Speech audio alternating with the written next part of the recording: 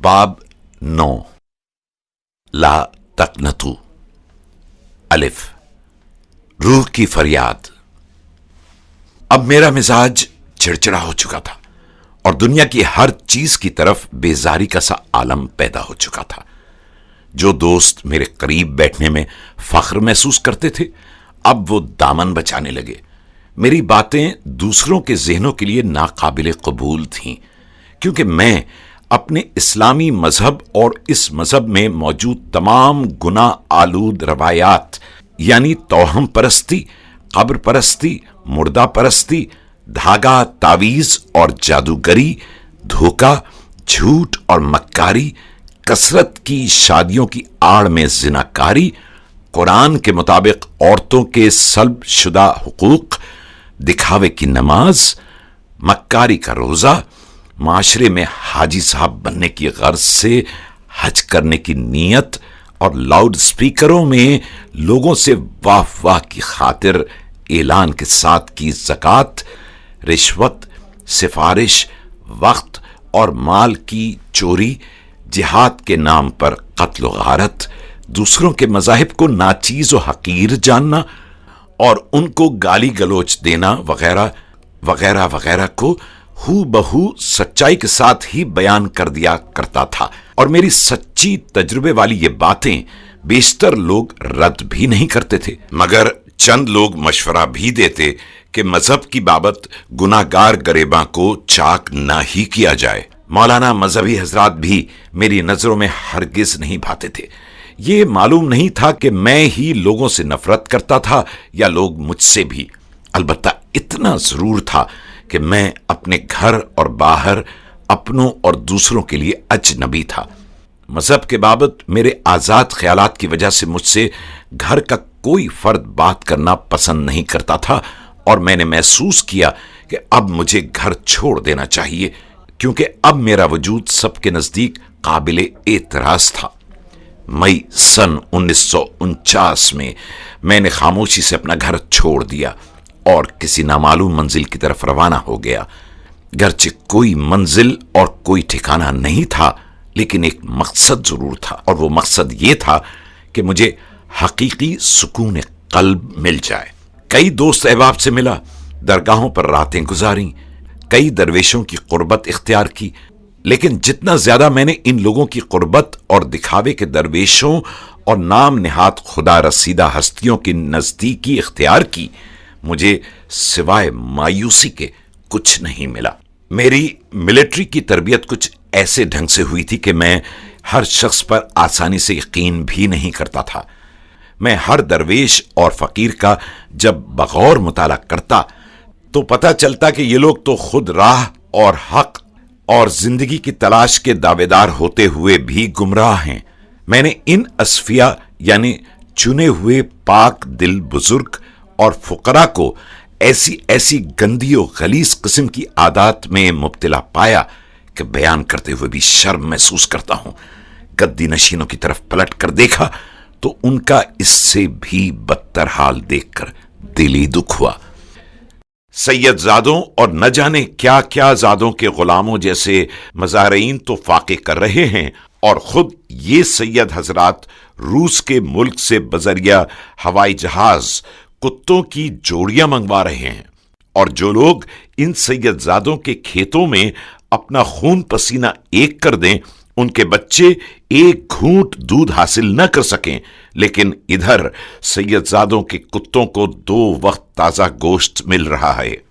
अपने ही मजहब की इन तमाम गुनाह आलूद हरकत के मुशाहिदात ने मुझे ज़हनी तौर पर मफलूज करके रख दिया, और अब मैंने बराह रास्त बहुत सवेरे उठकर खुदा ताला से दुआ करना शुरू कर दी।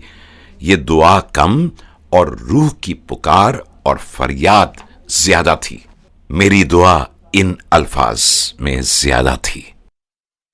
रब्बे बारी, तेरी जात से इनकार नामुमकिन है, मेरी रगो रेशा से तेरी जात बारी का ज़ुहूर है। पूरी मौजूदात तेरी ही जात का मजहर है। मैं मानता हूं कि तूने मुझे और तमाम इंसानों को बनाया।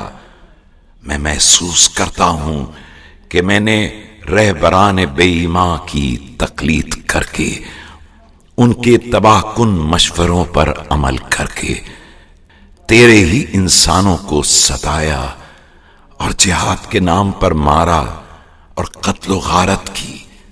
میری بدعمالیاں یہ بتاتی ہیں کہ میرا حصہ دوزخ ہے، کیونکہ اے میرے مالک، تو تمام گنہگاروں کی عدالت کرے گا۔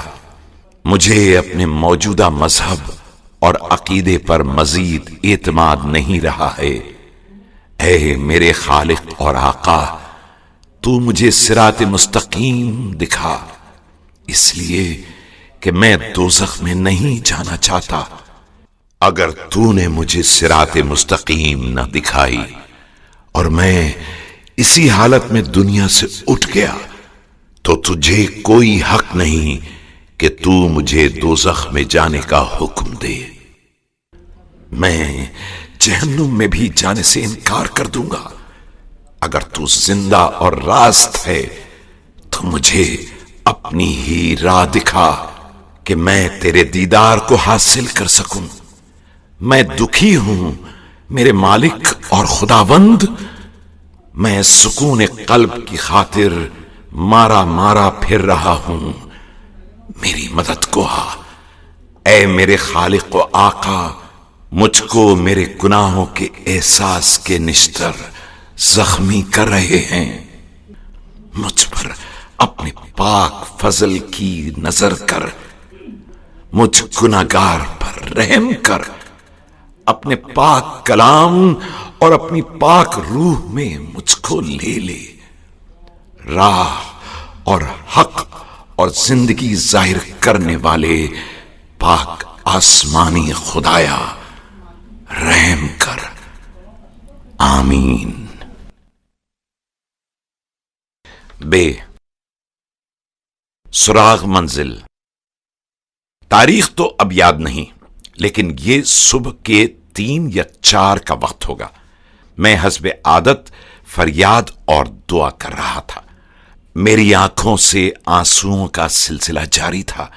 آج میں معمول سے زیادہ رنجیدہ تھا۔ یہ کمالیہ ریلوے اسٹیشن کا مسافر خانہ تھا۔ اچانک میری پچھلی طرف آ کر کسی نے میرے کندھے پر شفقت سے ہاتھ رکھ کر کہا، میرا فضل تیرے لیے کافی ہے۔ یہ جملہ 3 بار دہرایا گیا اور تیسری بار میں نے اپنے جسم میں برقی لہر کو دوڑتے ہوئے محسوس کیا، اور میرے ذہن اور دل پر جو بوجھ تھا وہ ایک دم سے دور ہو گیا۔ میری روح گویا زندہ ہو گئی اور مجھ پر کیف و سرور کسی عجیب کیفیت طاری ہو گئی، اور میں وجد کی حالت میں یہی جملہ بار بار دہرانے لگا، میرا فضل تیرے لیے کافی ہے۔ میرے بینچ کے قریب ہی ایک ریلوے کا ملازم صفائی کر رہا تھا، جو مجھے اس حالت میں دیکھ کر رک گیا اور میرے قریب آ کر بولا، کاکا تم عیسائی ہیں؟ میں نے نفی میں سر کو جنبش دی تو اس نے حیرت زدہ ہو کر مجھ سے پوچھا، تو پھر تم یہ مسیح کی پاک انجیل کے الفاظ کیوں بار بار کہہ رہے ہو، میرا فضل تیرے لیے کافی ہے؟ بزرگ بابا جی، میں نہیں جانتا کہ میں کیوں یہ فقرہ بار بار کہہ رہا ہوں۔ صرف یہ جانتا ہوں کہ ابھی ایک نیک پاک الہی ہستی نے مجھ سے یہ الفاظ کہے تھے، اور غالباً چند تختیاں بھی دکھائی تھیں جن پر میری تمام بدعمالیاں کندہ تھیں، لیکن ان گناہ سے بھری تختیوں کو اس نیک اور پاک الہی ہستی نے اپنے پاک ہاتھوں سے اپنے ہی پاک خون کے وسیلہ صاف کر دیا تھا۔ اس وقت سے میں ایک نیا بشر ہوں۔ میری روح کا سارا بوجھ اتر گیا ہے۔ میرا دل کچھ گانے کو چاہتا ہے۔ اس بزرگ آدمی نے مجھے بتایا کہ خداوند کا شکر ہو بیٹا، یہ جو پاک و نیک الہی ہستی تیرے پاس آئی تھی وہ خداوند یسوع مسیح تھا۔ یہی الفاظ خداوند یسوع مسیح نے پولس رسول سے کہے تھے جب یسوع مسیح ساؤل یعنی پولس پر ظاہر ہوا تھا، اور یہ سچا واقعہ انجیل پاک میں لکھا بھی ہوا ہے۔ اب خداوند یسوع مسیح یہ چاہتا ہے کہ تم اس کے نیک و پاک بندے بن جاؤ، उस बुजुर्ग ने मुझे मशवरा दिया, मगर वो किस तरह बाबा जी? मैं किस तरह मसीह का वफादार बंदा बन सकता हूं? बाबा जी ने मुझे बताया कि मैं अपने गुनाहों का मसीह के सामने इकरार करूं, अपने गुनाहों से तौबा करूं और इन तमाम गुनाहों को तर्क भी कर दूं। यसू मसीह के खुदाबंद और मसीह होने का इकरार करूं और ये इकरार करूं कि मसीह यसू मेरे गुनाहों के लिए पाक नविश्तों के मुताबिक सलीब पर कुर्बान हुआ, मर गया और दफन हुआ और फिर खुदा की पाक रूह की कुदरत से मुर्दों में से जिंदा हुआ, और अब मुझे इसी मसीहा के मुर्दों में से जिंदा होने की गवाही देना है। मसीह खुदावंद के नाम में बपतिस्मा लेना है और पाक इंजील के तमाम अहकामात के मुताबिक मसीह के पीछे चलना शुरू करना और आसमान की बादशाहत और खुदा की रास्तबाजी की मुनादी भी करना है। मगर बाबा जी, मुझे वजाहत से बताओ कि मैं अभी क्या करूं और कहां जाऊं, किससे मिलूं? मगर मैं इतना जरूर कहूंगा, अब मंजिल मिल गई है। उस बुजुर्ग बाबा ने मुझे बताया कि मेरे बेटे, तुम अब यहां से तांदलियां वाला जाओ तो वहां से ईसा नगरी चले जाना, जहां पर एक पादरी साहब हैं जिनका नाम पादरी इनायत रुमाल शाह है, और वो तुम्हारी मदद करेंगे। अब ये बुजुर्ग झाड़ू छोड़कर आबदीदा होकर मेरे और करीब आ गए और मैंने उन्हें अपनी बाहों में भींच कर गले लगा लिया और दोनों ने खूब रोकर दिल की भड़ास निकाली। मुझे ऐसा लगा कि जैसे ये उसी बच्ची का बाप हो जिनके मारने के लिए मैं और मेरे साथी गए थे, मगर उनको खुदावन मसीह यसू ने बचा लिया था।